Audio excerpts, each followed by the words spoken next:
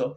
dhanka iyo Cabdiraxmaan Cirre iyo maamulkiisa oo jahwareer markaasi la kulmay waxaana warku sheegayaan in dowladda South Africa ay u diiday inay siiso fiisaha dalku galka kadib markii ay sheegeen inuu ninkan uu yahay nin kala goynayo Soomaalinimada marka arrintaas maxay kula tahay haddii Soomaaliya arrintaas macnaha iyo jaaliyada Somaliland ku sugan South Africa ayaa rabtay inay casuunto South Africa way diiday waxay tiri wax madax bannaanida Soomaaliya lagu kala goynayo wadankeena ma imaanayaan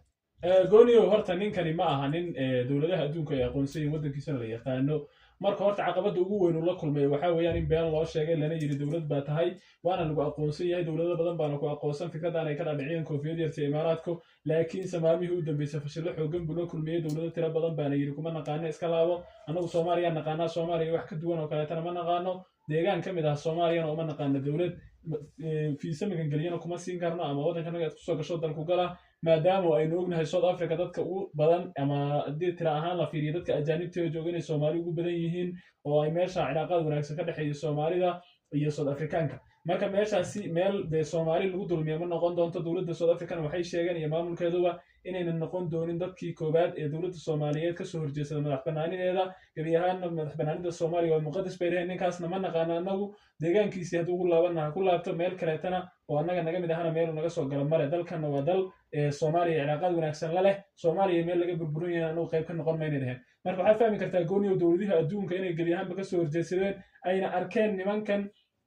koofiyad yar tahay inay qorshayaal halis ah meesha ka wadaan ayna rabaan dowladda Soomaaliyeed iyo dalka Soomaaliyeed inay kala qaybiyaan halkaasna ay ka dhigaan bartilmaameed dagaal oo ay dowladaha kale ka weeraraan oo ay kamid yihiin dowladaha Carabta iyo gabi ahaanba dowlado kale oo tira badan oo ay kamid yihiin nimankii Xuutiyiinta Yemen aha oo ayagu maalmihii u dambeysay ay noogeen iyo bilihii horeba inay hanjabaad u soo dilayeen Somaliland oo ay sheegayeen inay gabi ahaanba duqeyn doonaan haddii ay nimankaas yimaadaan saacadii u dambeeyay warar soo baxay ayaa sheegayay inay Israa'iil keeni doonto dhinacaas iyo berbera ciidamo nabad ilaalin ah oo gabi ahaanba ayagu u jooga halkaan xiriir ay ka samaysan doonaan laakiin dowladda federaalka ee Soomaaliya iyo xulafadeedu way ka soo horjeesadeen madaxweyne Xasan Sheekh wuxuu ugu cad ku maray in diyaaradaha JF-17 ay la soo wareegayaan saacadii u dambeysana la sheegay in la soo wareegayaan iyo diyaaradahooda kaleba inay dagaal ku qaadi doonaan haddii ay ciidamada nimankaasi leeyihiin halka yimaadaan dowladda federaalka ee Soomaaliya ay dagaal toos ah la gali doonto dowladdaas iyo cid waliba oo garab siinaysa marka waxaad fahmi kartaa gooniyo inay gabi ahaan jihadii dagaalku isbedelay dowladda federaalka ee Soomaaliya waqtigan la taagay awood ahaan u leedahay inay nimanka koofiyad yarta iska celiso gabi ahaan ay dagaal la gasho marka waxaan isleeyahay anigu Cabdiraxmaan Cirre waqtigan la taagay yahay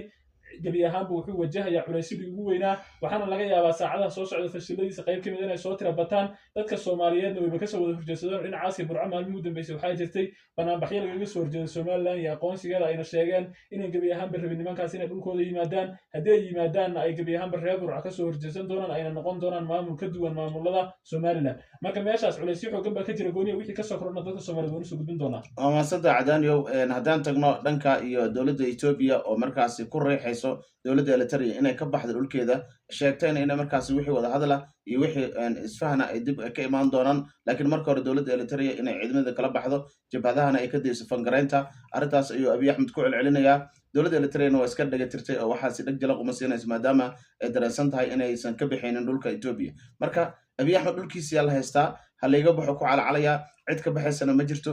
Eritrea dagaal diyaar u tahay marka Abiy iga bax kuma baxay nimankan iga bax kuma baxaye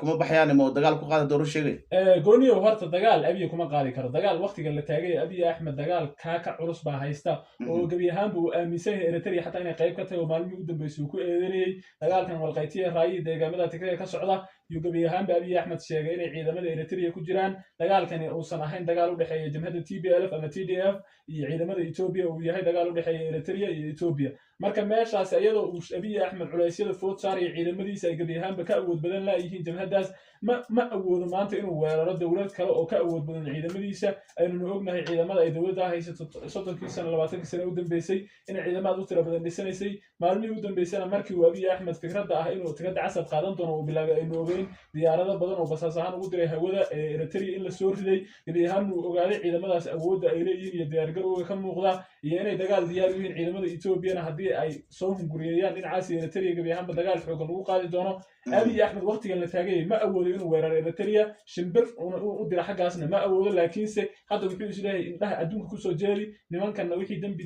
dagaal ay meesha ka dhacaya korka ka saar oo gebi ahaan wuxuu sameynayaa qorshayaal ka duwan qorshayaashiisa hore ee dagaal inuu wax ku hela ahaa haddana wuxuu isleeyahay qalin wax ku raadi maalmihii u dambeysana waxaynu arkayna inuu social media afka furtay baraha bulshada aad loo waday Abiy Ahmed oo calaacalaya sheegayna in Eritrea dhulkiisa uga baxdo maadaama dhulkani khariirada Ethiopia ku jiro ayaguna waxay sheegeen dhulkani inuu yahay dhul markii ay Ethiopia garab siinayeen ee TPLF la dagaalayay sanadkii hore 2021 dagaalkii Ethiopia TPLF in ciidamo aad u tiro badan halka kaga dhinteen garabna ay siinayeen Ethiopia haddii ay Ethiopia ilaaqaadkii wanaagsanaaye ee ka dhexeeya ee burburiso Abiy Ahmed uu ku dhabar adeegay inuu dhulkooda rabana ayna uga tanaasuli doonin meel walba ay joogaan ciidamadoodii xaqoodiina ay rabaan maadaama ay u dhinteen dad aan aqoonin dhiigooda gebi ahaanna ay tahay dowlad aan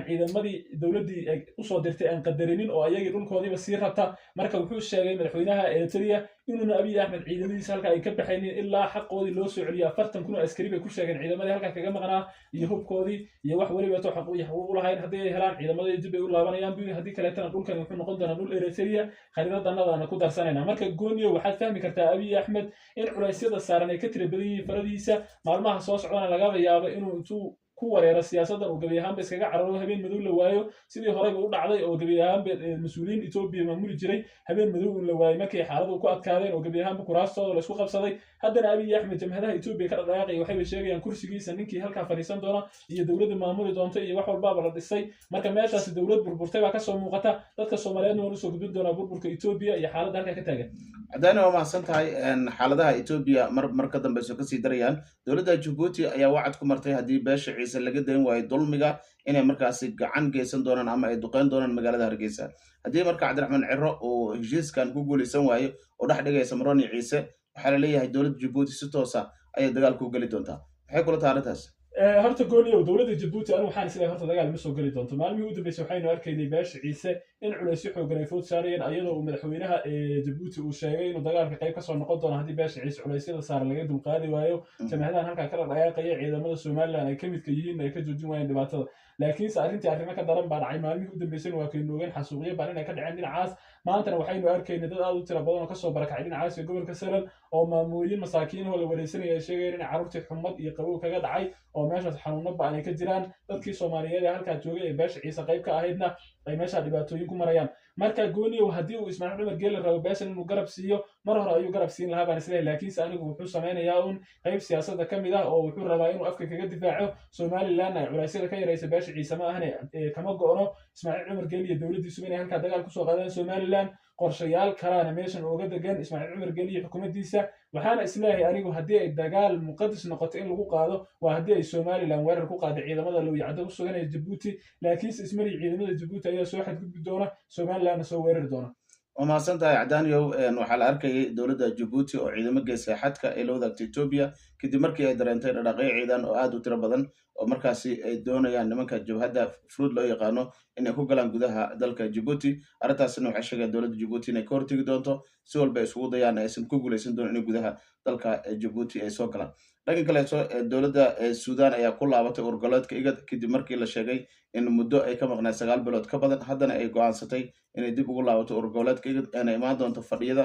markaasi yeelan doona urgoleedka IGAD dowladda federaalka Soomaaliya ayaana si weyn u soo dhaweysay arrintaas iyadoo sheegtay inay yihiin xubin muhiim ah oo loo baahan yahay in ururkaasi ay dib ugu soo laabtaan maadaama masiirka midowga Afrika looga hadlay inta badan ayna muhiimaddu ay tahay in markaasi ay kasoo qayb galaan si walba ahaataba xaaladaasi iyo Suudaan dagaalada ka socdo oo ilaa hadda sii kordhayo kooxda dacmi sariic oo hub fara badan u socday laga burburiyey oo xaaladdu ka cakiran tahay insha Allah wararkana dambe ay ku maqli doontaan qof kastana fikirkiisa iyo sida ayna xaaladda Soomaaliya ee la tahay uu soo gudbin karaa commentiga iyo wixii markaasi akhbaar ah degdeg oo asagu hayo wuuna la wadaagi karaa wixii barnaamijyadas oo dhan kasoo kor halkan ku soo daawan doontaan barnaamij shirgareya meel fog gaarsiin